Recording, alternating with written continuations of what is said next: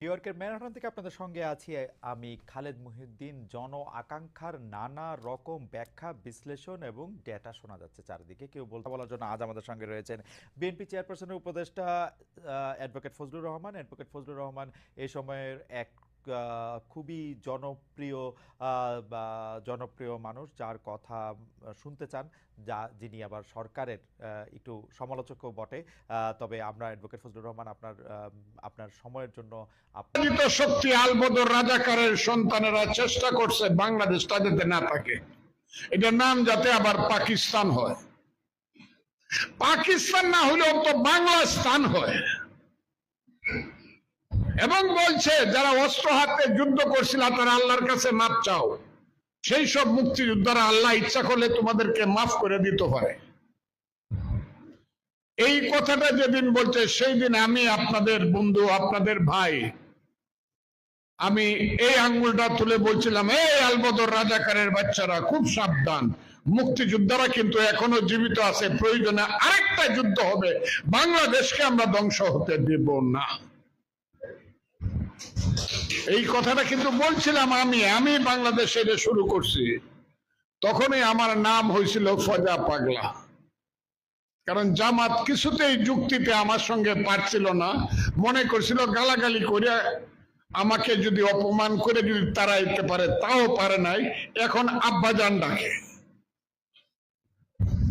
এবং আমি ডাকামু, যদি 5 বছর মুক্তিযোদ্ধার আরো বাঁচা থাকে, এই দেশ বাংলাদেশ হবে, সোনার বাংলা হবে এবং কোনদিন এই দেশ পাকিস্তান হবে না।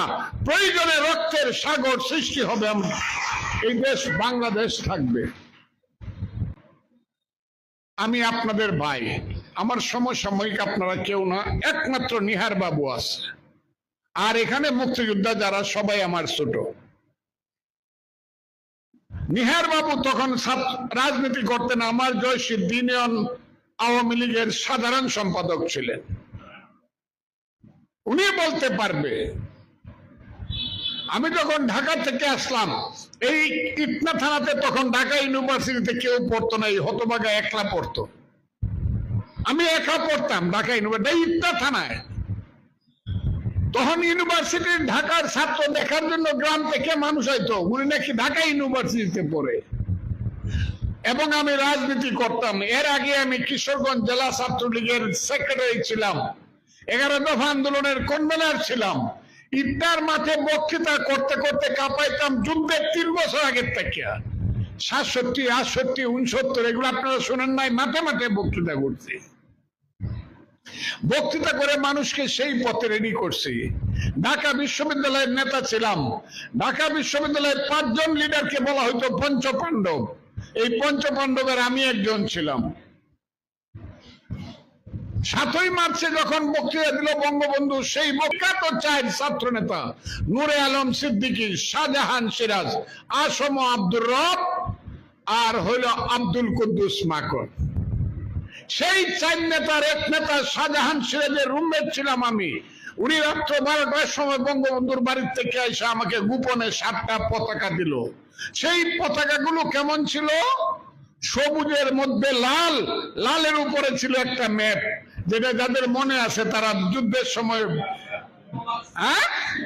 আজকে পূর্ব পাকিস্তানের ম্যাপটা ছিল। তখন পাকিস্তানের পতাকার বিরুদ্ধে আমার পতাকা ছিল দেশদ্রোহী। সেই পতাকা লুকায়া উল্কা ট্রেনে কিশোরগঞ্জে আসলাম 8ই মার্চ। 9ই মার্চ মাইকিং হইল, 10ই মার্চ মিটিং করলাম রথখোলার ময়দানে, হাজার হাজার মানুষ। আমার ডান পাশে ছাত্রলীগের প্রেসিডেন্ট ফজলুল হক, 70, 71, 72। আমার বাম পাশে শাহাবুদ্দিন ঠাকুর, ছাত্রলীগের জেনারেল সেক্রেটারি কিশোরগঞ্জের। আর আমি মধ্যে 3 জনে মিলে পাকিস্তানের পতাকাটা নামাইয়া পুরাইলাম, বাংলাদেশের পতাকাটা তুললাম 10ই মার্চ। তুইলে 11ই মার্চ ইটনায় আসলাম, আমার জন্মভূমি, জন্মস্থান। কারণ ট্রেনিং দিতে হবে, কারোর জন্য বসেছিলাম না। যুদ্ধ কিন্তু 7ই মার্চের পর থেকে ট্রেনিং শুরু হয়েছিল। আপনাদের কার কার মনে আছে আপনারা বলবেন, এই মীরাকান্দির মাঠে আমরা ট্রেনিং দিতাম। ইটনার যে সুবেদার ছিল একজন, উনি আমাদেরকে ট্রেনিং দিতেন। আর ওই যে প্রসাদের কথা বললো মাহবুব আলম, মাহবুব আলমের বাবার নাম কাসু মাস্টার সাহেব, উনি কিন্তু আনসার কমান্ডার ছিলেন। আমি কি হয়েছে যে বঙ্গবন্ধু স্বাধীনতা ঘোষণা করছে, আমি কয় কি এটা শোনা যাইতেছে, কাগজপত্র নাই। কাগজ নাকি ইটনা ওয়্যারলেস সেন্টারে আসছে, আজকে এখানে দাঁড়ায় বলি আমার 4টে সন্তানের নামে, আমার স্ত্রী এখানে আছে। আমি বেশি না 3 জন লোক নিয়ে আমি আসলাম,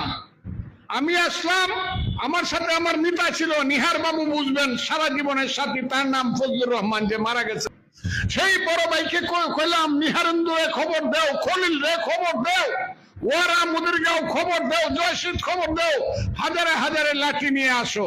তারা লাঠি নিয়ে মিছিল করে ইটনা আসলেন।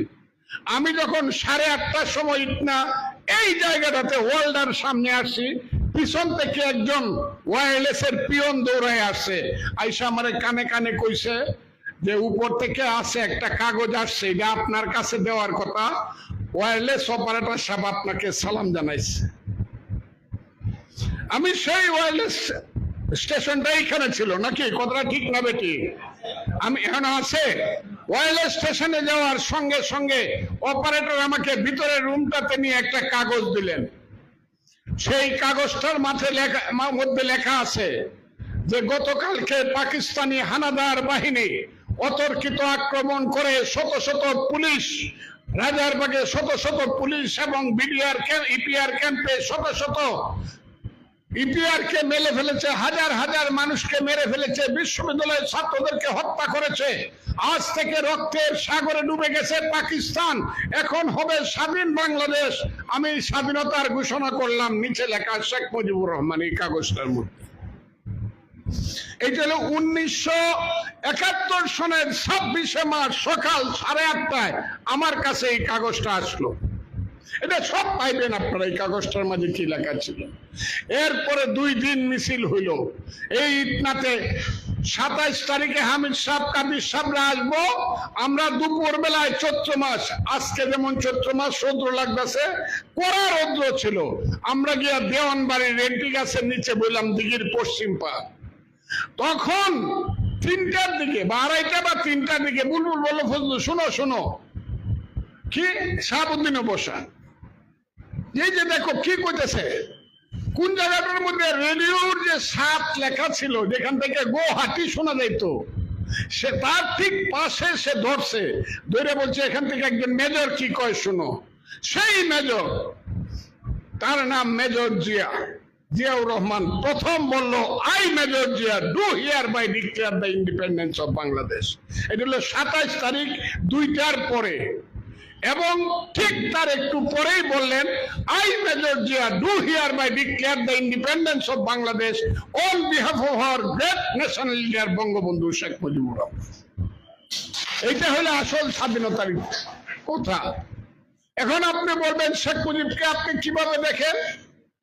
আমি শেখ মুজিবকে দেখি ফাইনাল খেলার ক্যাপ্টেন হিসাবে, মুক্তি স্বাধীনতা সংগ্রামের। আর জিয়াউর রহমানকে দেখি এই খেলায় প্রথম উঠছে, একাই একটা সেঞ্চুরি মেরে ম্যান অফ দ্য ম্যাচ হয়ে গেছে। তার এর আগে কেউ চিনত না। এর আগে আপনি চিনতেন 25শে মার্চ জিয়াউর রহমানকে? যখন 26শে মার্চ ঘোষণা দিছে, তখন মানুষ মনে করছে ইয়েস, মেজর জিয়া নামে একজন মেজর আছে, বাপের বেটা।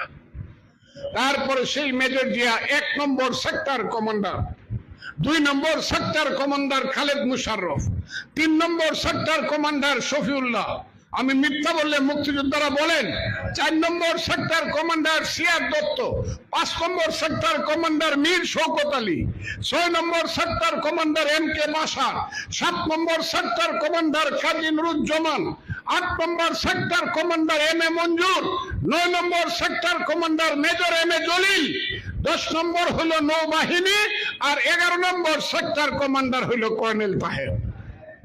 কি কথাটা হাসান, আমি 11টা সেক্টর কমান্ডার। এখন তো জীবিত আছি আমরা। 11টা সেক্টরে যুদ্ধ হলে তাদের প্রধান সেনাপতির নাম কি আপনারা বলেন? MAG উসমানী। উনি ছিলেন কর্নেল। মুক্তিযুদ্ধের সময় তাজউদ্দিন সরকার তাকে বলল জেনারেল MAG উসমানী। সেই MAG উসমানী হলো প্রধান সেনাপতি। 17 এপ্রিল মুজিবনগর মানে মেহেরপুরে একটা সরকার হইল, যে সরকারের রাষ্ট্রপতি বঙ্গবন্ধু শেখ মুজিবুর রহমান পাকিস্তানের জেলে, উপরাষ্ট্রপতি এবং ভারপ্রাপ্ত রাষ্ট্রপতি সৈয়দ নজরুল ইসলাম এবং প্রধানমন্ত্রী তাজউদ্দিন আহমদ। কথাটা সত্য না মিথ্যা বলেন আপনারা? হ্যাঁ, লুহানি যাবে নাকি? সেই মুজিবনগর সরকারের অধীনে যুদ্ধ হইল, আমরা যুদ্ধ করলাম।